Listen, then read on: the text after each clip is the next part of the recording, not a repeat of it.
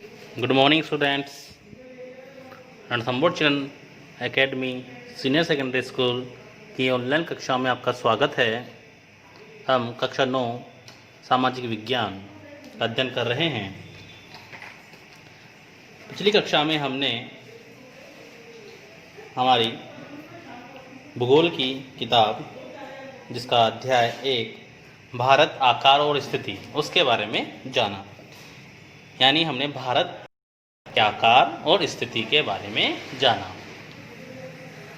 अब हम कुछ और जानेंगे भारत के बारे में, फिर अध्याय स्टार्ट हम करेंगे। देखिए,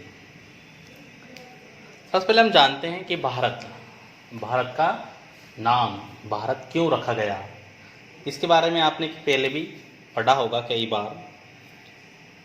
एक बार और हम जान लेते हैं कि भारत का नाम भरत नाम पर रखा है। भरत नाम का एक योद्धा थे जिनके नाम पर भारत का नाम भारत रखा गया, यानी हमारे देश का नाम भारत रखा गया। भरत के नाम पर हमारे देश का नाम भारत रखा गया। इसके अलावा एक और है कि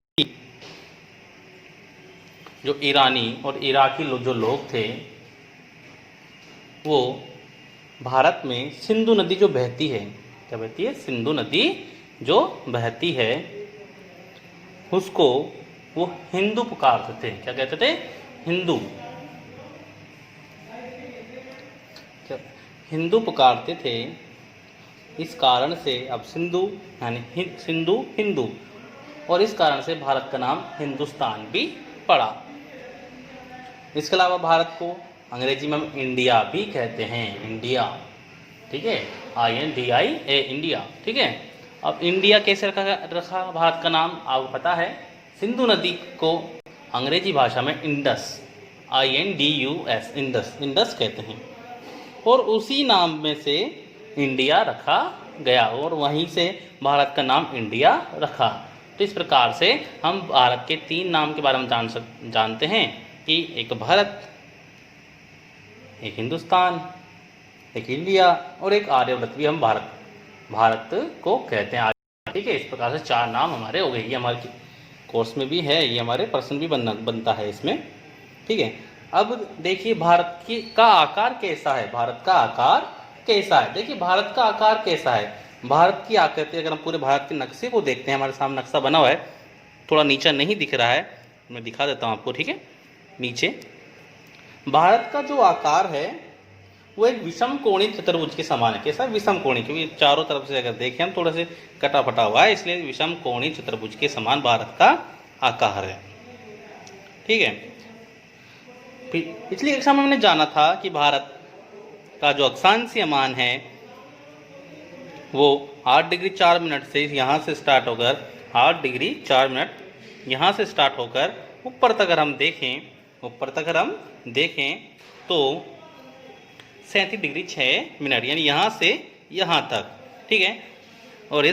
और ये अक्षांशीय मान था 68 डिग्री 7 से 57 डिग्री 25 मिनट, सॉरी 68 डिग्री 7 से 57 डिग्री 25 मिनट पूर्वी देशांतर। इस प्रकार हमारे भारत की स्थिति उत्तर पूर्वी गोलार्ध में हुई।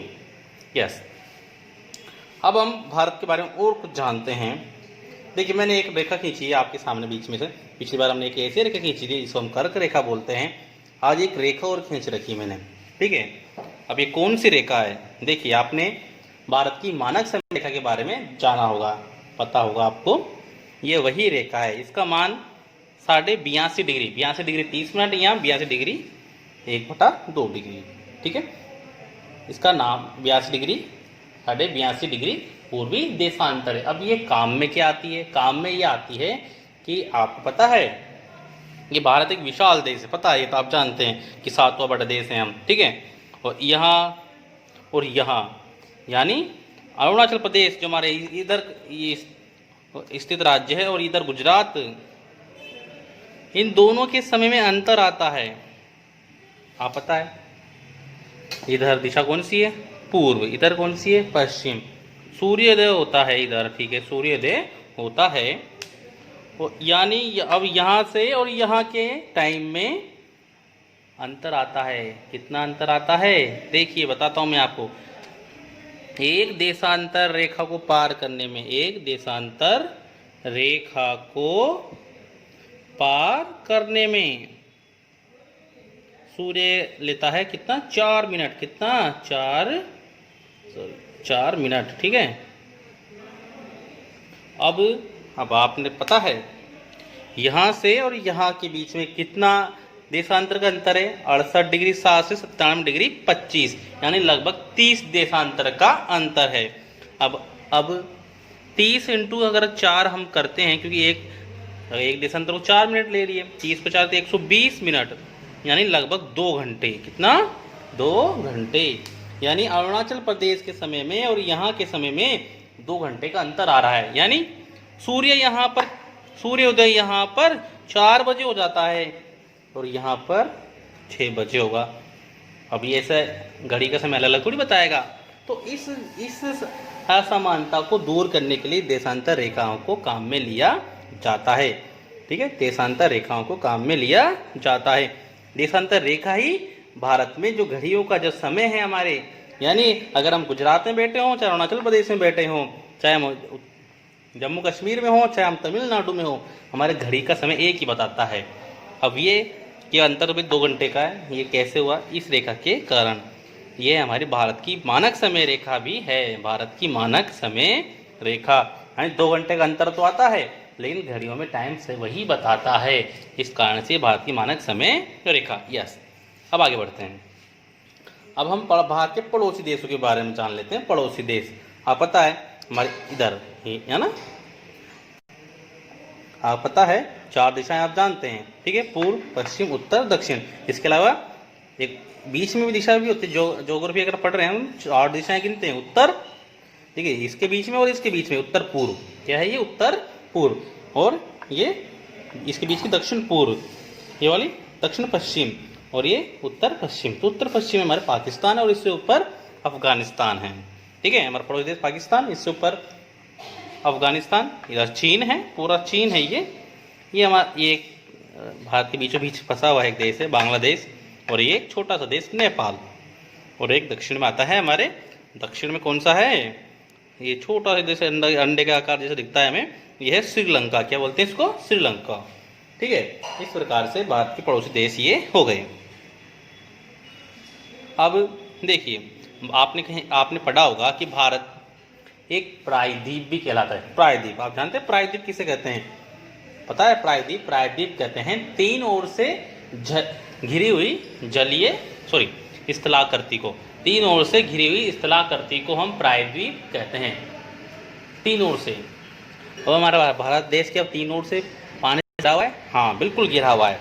देखिए किस तरह से घिरा हुआ है, देखिए हम देखें इधर अरब सागर, यानी हमारा जो दक्षिण का हिस्सा है ये पानी से घिरा हुआ है। देखिए इधर क्या है, अरब सागर, इधर क्या है, बंगाल की खाड़ी, ठीक है, और नीचे हिंद महासागर है, नीचे क्या है, हिंद महासागर। इस प्रकार से भारत 3 ओर से जल से घिरा हुआ है। इस कारण से भारत को एक प्रायद्वीप देश भी हम कहते हैं, ठीक है। अब ये तो हो गया हमारे भारत के आकार के बारे में। अब हम भाई भारत में अब भारत चलते हैं भारत के अंदर की ओर, कि अब तो हमने अगल बगल के बारे में जान लिया, ठीक है। अब हम भारत के अंदर चलते हैं। अंदर मतलब भारत के अंदर कितने राज्य हैं, कितने राज्य हैं, यस, कितने राज्य हैं बताया था मैंने उस दिन भी। आप हमारे भारत में वर्तमान में 28, देखिए 28 है, वर्तमान में 28। 2019 में एक राज्य कम हुआ, पहले 29 थे।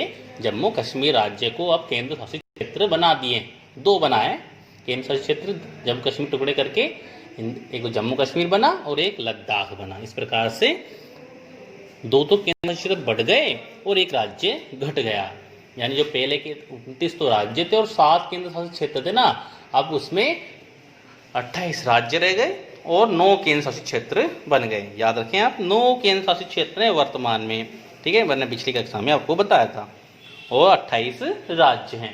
मैंने आपसे कहा था इनके नाम आप कॉपी में लिख लें, प्लस इनकी राजधानियाँ। प्लस इनकी राजधानियां भी आपको लिखनी है। यस, देखिए अब आगे की ओर बढ़ते हैं, हम बढ़ते हैं। अब हम थोड़ा किताब किससे पढ़ लेते हैं, फिर इसके बारे में और हम भारत के बारे में हम जानेंगे। देखिए किताब मैं स्टार्ट कर रहा हूँ। यस, मैंने सब कुछ बता दिया है, किताब से जो भी मैं पढ़ाऊँगा अब सब कुछ मैं बता चुका हूँ। अब किताब को भी हम पढ़ लेते हैं, ठीक है। यस, भारत विश्व की,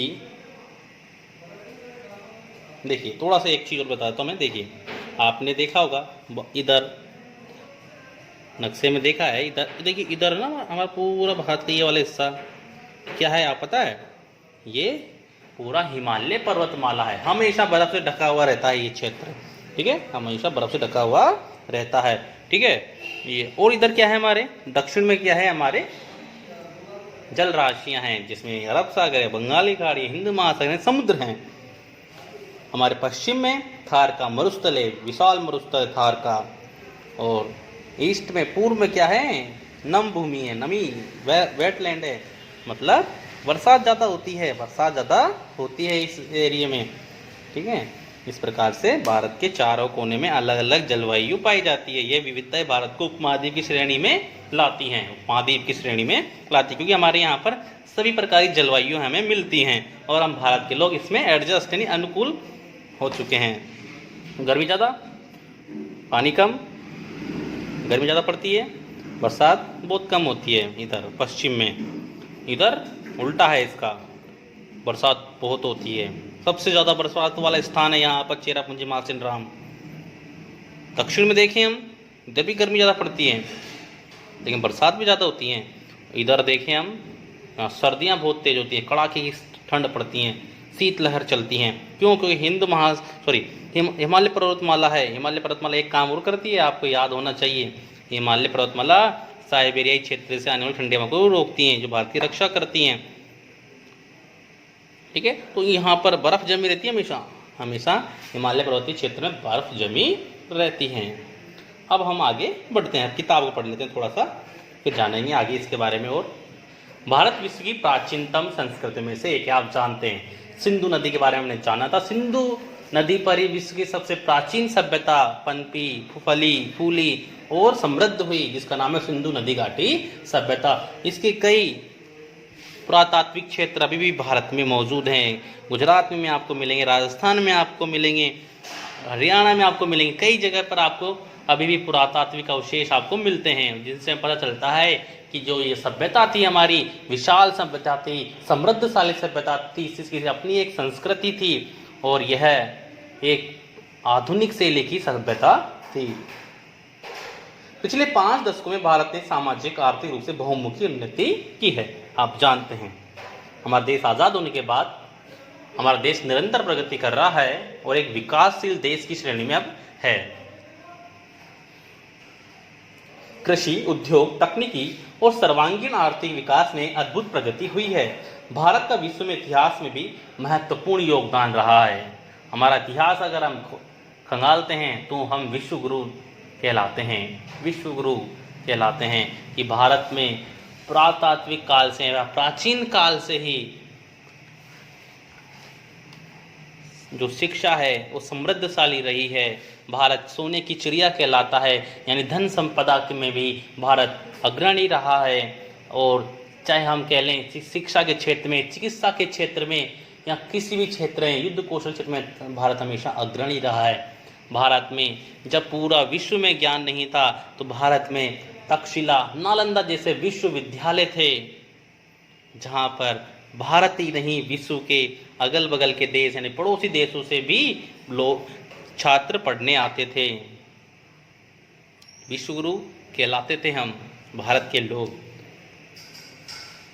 स्थिति के बारे में देख लेते हैं, हमने सब कुछ जान चुके हैं स्थिति, अब पढ़ लेते हैं इसको। भारत एक विशाल देश है, आप जानते हैं ये उत्तरी गोलार्ध में स्थित है, मैं बताया था आपको।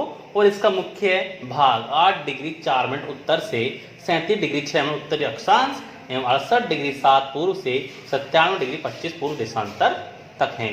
कर्क रेखा मैंने बताया था आपको, कर्क रेखा 23.5 डिग्री उत्तरी अक्षांश जो है देश को लगभग 2 बराबर भागों में बांटती है। मैंने कहा था कि एक रेखा इधर से ऐसे जा रही है, ठीक है ना, एक रेखा जा रही है, मैंने बताया था वो इस तरह से, इस तरह से, ठीक है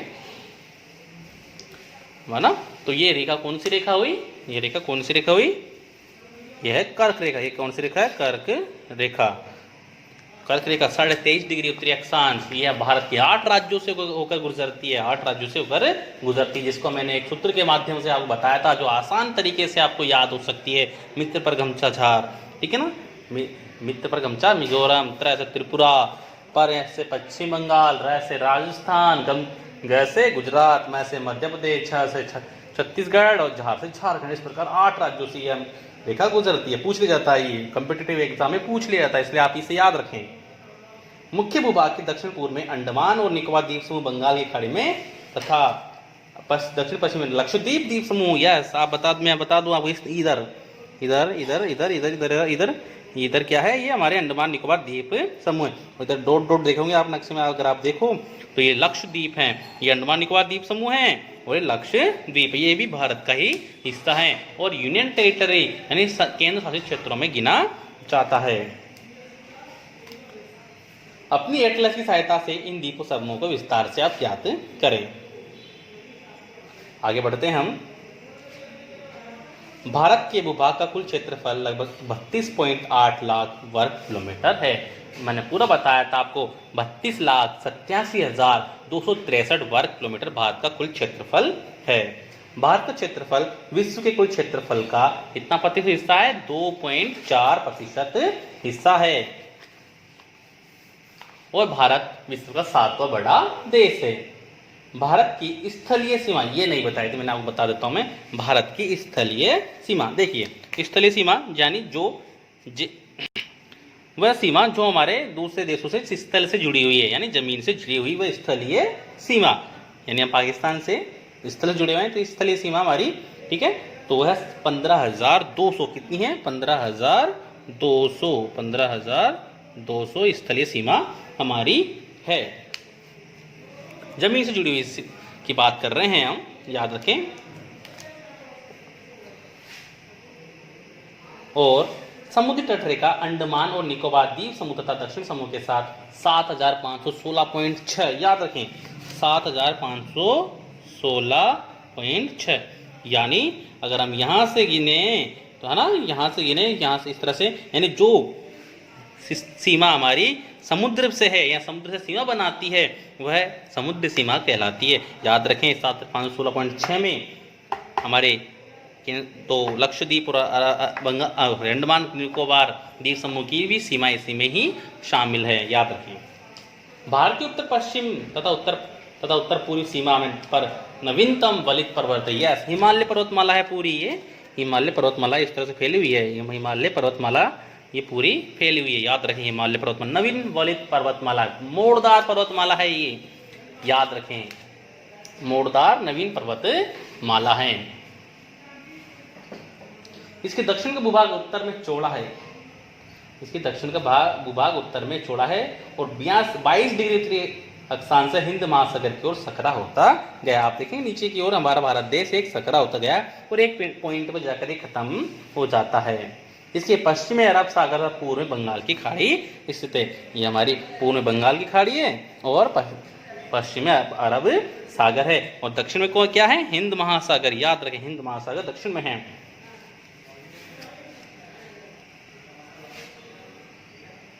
अक्षांश और देशांतर का विस्तार लगभग 30 डिग्री है। मैंने बताया था आपको 8 डिग्री 4 मिनट से 37 डिग्री 6, यानी लगभग 30 डिग्री अक्षांश का अंतर बीच में आता है। परंतु फिर भी पूर्व पश्चिम का विस्तार उत्तर दक्षिण के विस्तार की अपेक्षा कम प्रतीत होता है। गुजरात से अरुणाचल प्रदेश के स्थानीय समय में 2 घंटे का अंतर है। यही बताया था मैंने भी आपको कि अरुणाचल प्रदेश यहाँ है, हमारा पूर्वोत्तर राज्य। हाँ देखिए इधर अरुणाचल प्रदेश है हमारा पूर्वोत्तर राज्य है और इधर गुजरात है, इसमें 2 घंटे का अंतर आता है। मैंने बताया था इधर सूर्योदय 4 बजे हो जाता है, इधर 6 बजे होता है, यह 2 घंटे का अंतर आता है। अतः 82 डिग्री 30 मिनट पूर्व देशांतर को भारत की मानक यामी माना गया है, जो कि उत्तर प्रदेश में मिर्जापुर से निकलती है। उत्तर प्रदेश हमारा राज्य सबसे बड़ा जनसंख्या के आधार पर राज्य वहाँ के मिर्जापुर से निकलती है। अक्षांश प्रभाव दक्षिण से उत्तर की ओर दिन और रात की अवधि पर पड़ता है। आज की कक्षा में इतना ही। अगली कक्षा में हम भारत और विश्व, भारत तथा विश्व यानी भारत की स्थिति विश्व के संदर्भ में हम देखेंगे। याद रखें, जो भी मैंने अब तक पढ़ा है आप इसको नोट कर लें। और धन्यवाद।